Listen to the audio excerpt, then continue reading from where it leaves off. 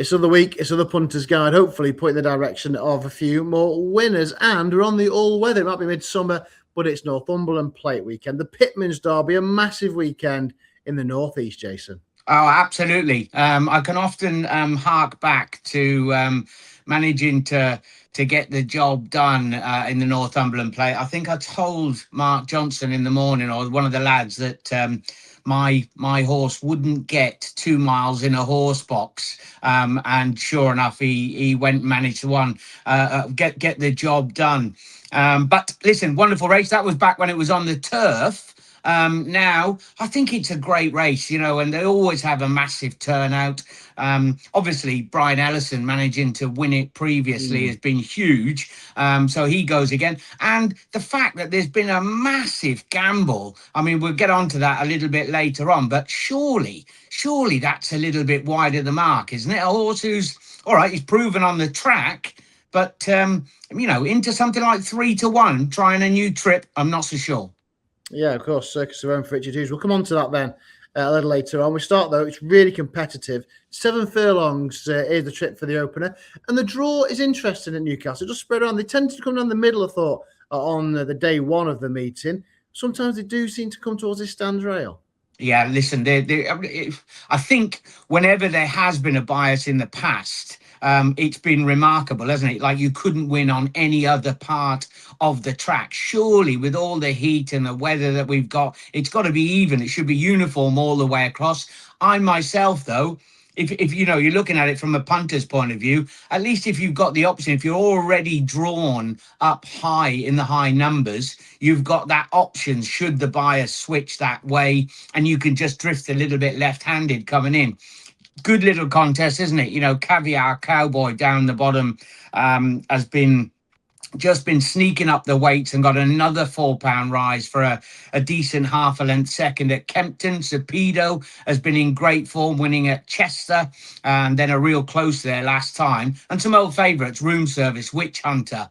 But I've got a feeling that Yorkshire for Ed Bethel, who's got a good draw, he's also got a pretty remarkable record on the all-weather as well. 4 from 7 he is on a synthetic. And he doesn't have to make the running, Matt. That's key with him in here. Like, I don't know if he sneaks into being a bit of an each-way price, but he's got pacey horses drawn next to him. Sergeant Wilco is right on the fence, and we're talking about that draw. If he pings along and goes, he's going to get a perfect run in. Interesting. Yorkshire goes for it, opener then at Newcastle. Right, off to the Chipchase Stakes. Then this is a cracker. Diligent Harry back to retain his crown. Heavenly Heather ran a massive race at Royal Ascot. Of course, she's a 200-1 winner here on All Weather Finals Day previously as well. We've got Marvel Man at the top for Andrew Ball. This is a brilliant renewal, Jace. Yeah, it is. It's a great race. Marvel Man's interesting. He's 1 from 1 on the all-weather, and we saw him. He was bought, wasn't he, by the Bond team for a right few quid. He went over and ran in Saudi. Didn't happen for him out there. Maybe he didn't get the best of runs. I remember Noble Champion winning the Jersey. And then he pulled up afterwards, didn't he? And he finished just about last when we saw him the other day. So he's got to come with a little bit of a warning. And then good horses, like Symbol of Honor. He's been running pretty well over in Dubai. And of course, I never get away without mentioning a haggis runner. Wiltshire in here will definitely be hitting the line strong, but he has tried 7 furlongs on 4 occasions previously. So, I mean, the jury's out at the moment. I think possibly 6 is his best. We've got one in here that is making his all-weather debut. Poet Master.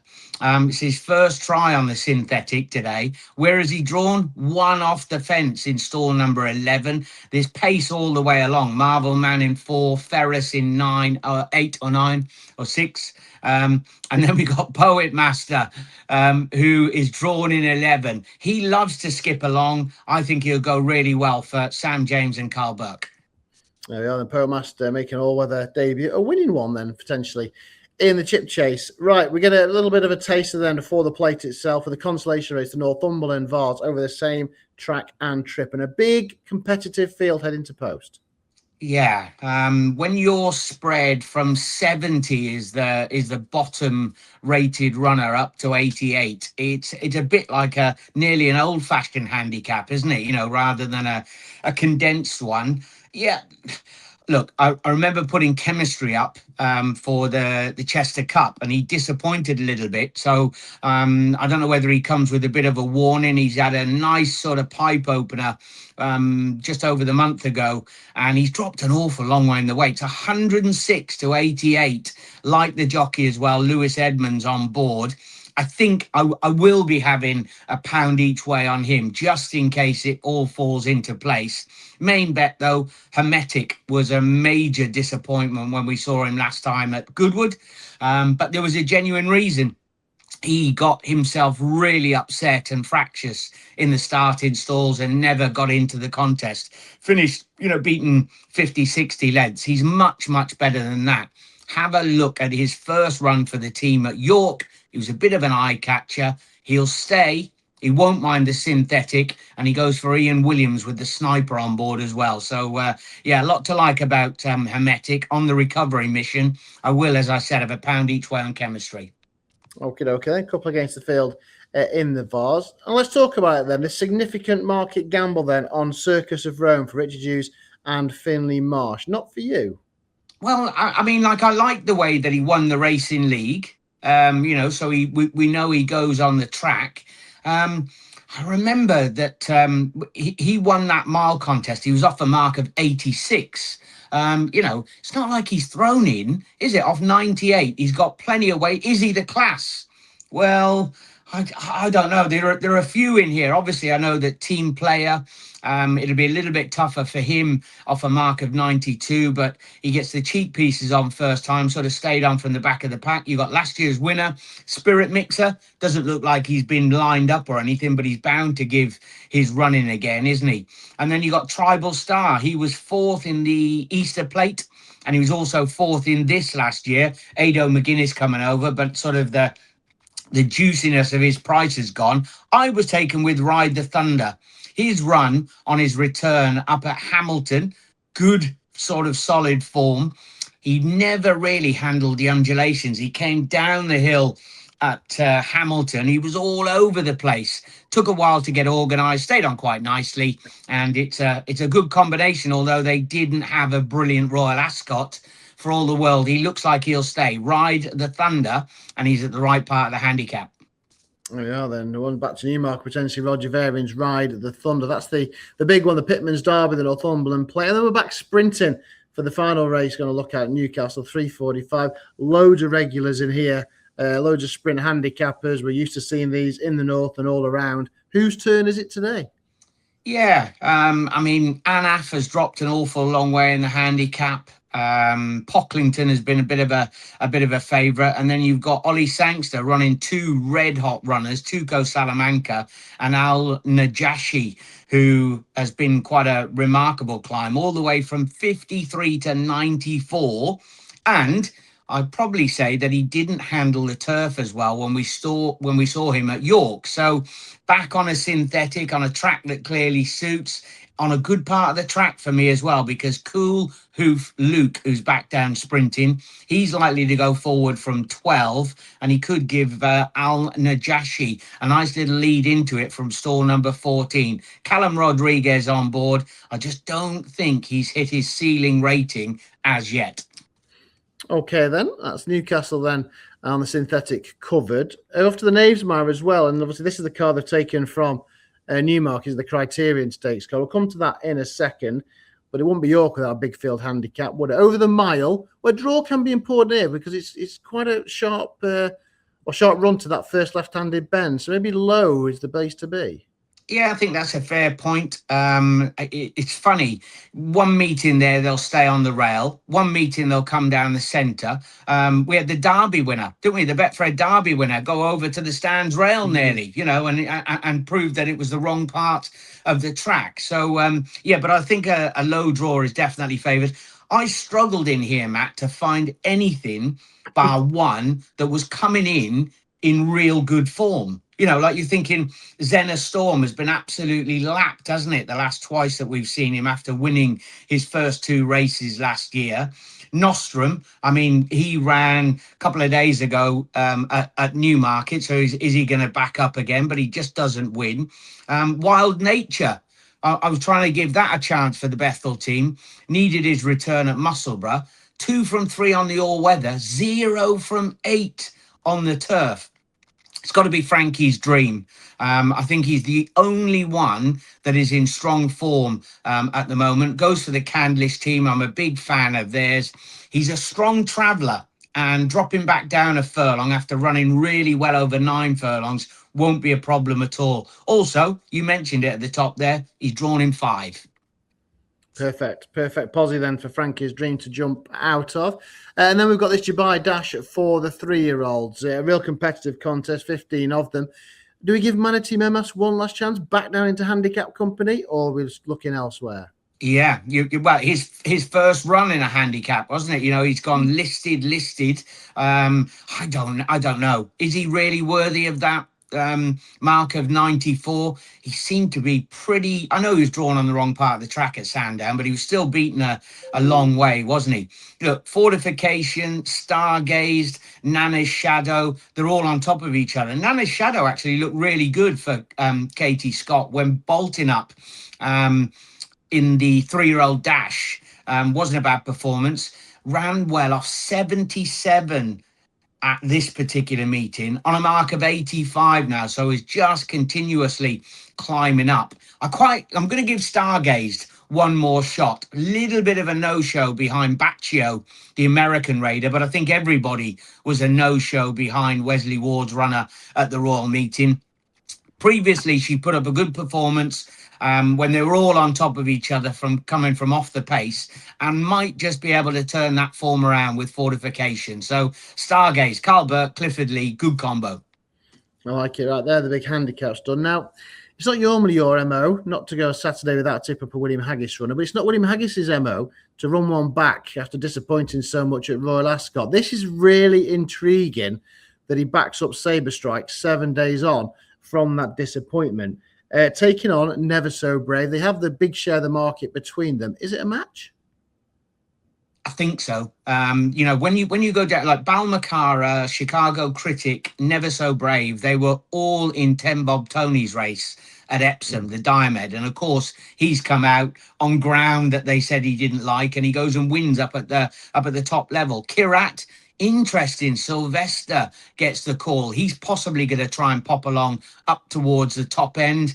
And then you got Royal Velvet. She was a little bit disappointing back in handicap company. Oh, I am. Why would somebody as good as the Haggis operation back him up just 7 days later? I'm fascinated to see how he goes. I did see that he's got a couple of Group 1 entries as well. So it's a confidence boosting, hopefully, return to the winner's enclosure for Sabre Strike.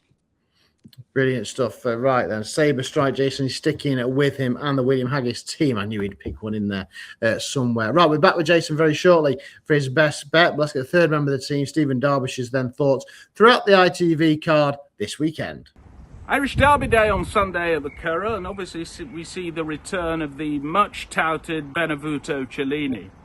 Benvenuto Cellini's time at Chester, you might say the horses beat rubbish, was quite truly exceptional, and I think that he will prove himself to be a bona fide Group 1 performer on Sunday.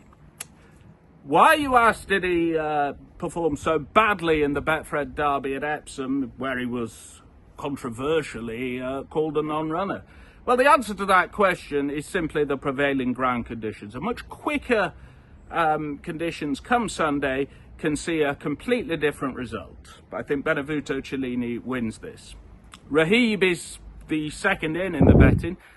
I'm not totally convinced with the horse. I think the horses that were behind him in the classic trial at Sandown certainly have not performed well at all since. One was beaten in the Britannia, and they were well behind in the Dante as well. So I don't think that's great form. And of course, Betfred Derby winner Christmas Day, who's going to face very, very different conditions come Sunday.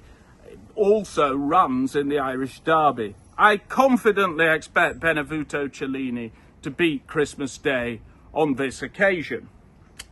Over to Saturday's action now, and racing begins at Newcastle in the 140, the 7 furlong handicap there. I thought this was too tricky for a bet. Bobby Banu may well come forward for a recent reappearance run at Chester, whilst Supido won really well at Chester, was third there last time, might just have been caught up with a handicapper. If we add in Yorkshire into the race, that makes it even more difficult.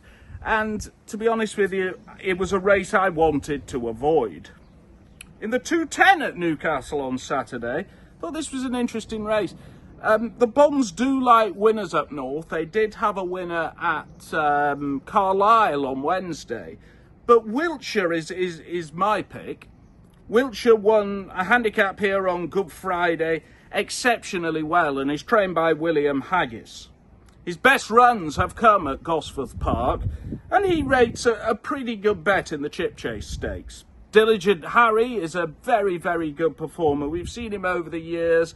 He employed very enterprising tactics in this a few years ago, and will be a doughty opponent. Whilst Marvel Man, obviously we've already mentioned the Bonds, should go well also. Over now to the 240, the Northumberland Vase, the consolation race for those horses which were not weighted high enough to get in the Northumberland Plate. It features the very, very sexy horse, Believe It and You Can. Well, the horse is now getting higher and higher in the handicap mark. And one who I think might be missed by the betting is one from the Inform Ian Jardine yard. And that is Have You Missed Me? Well, the betting has missed this because this horse has a very, very good record around Newcastle. Was successful here back in 2024 and 2022 and won at Redcar in 2025. I thought the run here last time over an inadequate 10 furlongs was highly eye-catching, and a handicap mark of 72 may well underestimate him. Yes, he's a little bit exposed, but that is built into the price. So I think he will go very, very well indeed. In the 315, the Northumberland Plate, this means a hell of a lot to the great people of the Northeast, this race. And I think that this is a very on-par renewal. Circus of Rome has been plotted for the race, and I think you need to include this horse very much in your calculations. He was successful here last August in a £26,000 handicap off a mark of 86. He's now off 97, but I think at that point there they've said, let's go plate with him. He will need luck in running. Indeed, some horses were not making ground up on Thursday, but I think he should go very, very well indeed. One at a bigger price who may surprise a few is Dancing in Paris. Now, Dancing in Paris was second in this very race last year.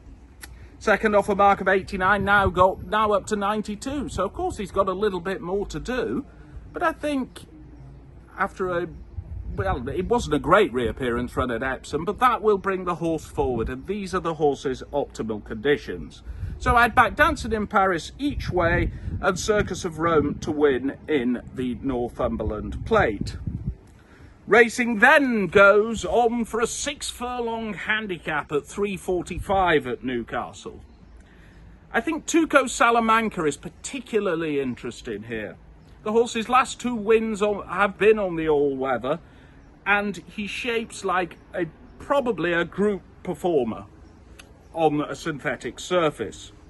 He won at Kempton back in March and is now £10 higher for that. But again, I don't think that is beyond him, because some of the figures he's produced, including here, would point to him probably taking this. He's owned by Pompey Ventures, who do terribly, terribly well with their recruits, and I think he should go very, very well indeed. The other interesting horse in this race is 5,000 to 1. This horse is absolutely no good at all on turf, but on all weather, he's quite a good animal. He won this last year off 95. He's certainly not handicapped out of this off 98. And you can forget his turf runs. He was second here on Good Friday at a very good price. So I think 5,000 to 1 each way and Tuco Salamanca are the way I'm going to play this race. Over to York now. And York's feature race of the day is the Criterion Stakes. But we'll start in the 1 mile handicap first. I think that in the circumstances, Frankie's Dream makes considerable appeal. The horse has already won around York, hasn't won beyond 7 furlongs very much, but certainly stayed 9 furlongs fine here last time. Now off a £2 higher mark, I think he can go well indeed for the Inform Jenny Candlish yard. A draw in 5 is absolutely ideal, and Clifford Lee is an eye-catching booking. I'll be backing him each way. In the 225 at York, the 5 furlong 3-year-old dash, it may be a case of deja vu. I think Nana Shadow is potentially very, very interesting indeed. The horse won the 3-year-old dash at Epsom under Oisin Murphy, and she's clearly a filly in form. I was actually talking to Katie Scott earlier this week, and she thinks that a rise of £7 is certainly not insurmountable. So I'll be back in Nana Shadow to back up there. Then we come to one of the more fascinating races of the day, the 7 furlong Criterion Stakes. This, of course, used to be run on Newmarket's July course. That's at 2:58 at York. Never So Brave is put in as the early favourite. Now, Never So Brave, I'm not saying the horse cannot win, but in my opinion, the horse is short enough. Why? Well, the run in the Sandown Mile was frankly abject. That was seasonal reappearance, and it wasn't much better at Epsom either. He's got to prove he's the same horse this year, and such skinny odds, he makes very, very limited appeal indeed. The one I want to back in the race is Sabre Strike. Sabre Strike was backed as if defeat was out of the question last week in the Jersey Stakes. And to be honest with you, he didn't run that well. He was 6th that day. But it is a very unhaggis-like move to run a horse like Sabre Strike within a week's turnaround time after such a disappointing performance. Clearly been showing a lot better at home. I think Sabre Strike has any amount of improvement in hand, and I think he should go very, very well indeed in the Criterion Stakes. Good luck with all your bets this weekend, and as always, do please gamble responsibly. Right, cheers to Stephen for that. Back to Jason then. We've looked through the 8 races. What would be your best bet on the card on this Saturday afternoon?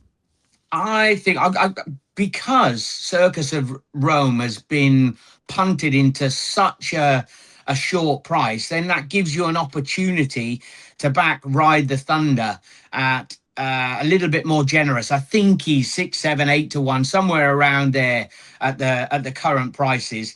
If he ran in the hood, he'd been gelded. It was a return effort behind a very good horse. A little bit disappointed he doesn't turn up in this particular contest. And if you look at that intertwining form with a couple in here, he is the one who I think sits quite nicely positioned on a mark of 90. No hood on. Looks like he'll stay, no problem. Ray Dawson and Varian. They're a great combo, although it wasn't their week at the Royal Meeting. Maybe it's their week in the Northeast then. Ride the Thunder for Jason, the best bet on his card. Let's get the best bet then. Once again, we'll join Stephen Darvish. Won't be surprised if he chooses Chepstow or Lingfield. Let's see what he's got in store for us. His best bet this weekend. The best bet of the weekend looks to be in the 155 at York. From trap 5, Frankie's Dream should go well. Has an excellent record at the track. And I think Jenny Candlish is in really, really good form at the moment. Ran over 9 furlongs last time. I think back to a mile will suit this horse. It wouldn't be the greatest handicap ever run at York. And with Fred offering enhanced place terms, Frankie's Dream looks the way to go for your weekend winners. Right, thanks to Stephen, thanks to Jason. And again, Jason, we've got the all-weather stuff at Newcastle, we've got York. Obviously, it's a little bit after the Lord Mayor's show because we've had the fanfare of Royal Ascot, but we'll build up to the Eclipse next week, which could easily be a cracker. Oh, fantastic. And, with the rumours that all is not going to be that matchup, we're not going to get Ombudsman possibly going in there. But Gethin, What a purchase. Wathnan, we always said, and we talked about this, Matt, at the Royal Meeting. They say you can't buy success, but Wathnan did a particularly good job at the Royal Meeting, didn't they? That is for sure. They stepped in for Gethin. They've kept him with Owen Burrows. He's a fascinating contender going in there, and he might just be the one who's going to be in there pitching against the highest rated thoroughbred in the world. Let's hope they meet a little bit further down the line. Yeah, hopefully they will. Again, of course, they met the Brigadier Gerard. We've got Coolmore, maybe throwing in Constitution River, the 3-year-old, or Hawk Mountain. It's a brilliant. We'll have all our eyes on Sandown then next weekend. But best of luck to Jason. Thanks for joining us. Ride the Thunder is best bet in the plate. Thanks to SD as well. Best of luck wherever you're back in this weekend.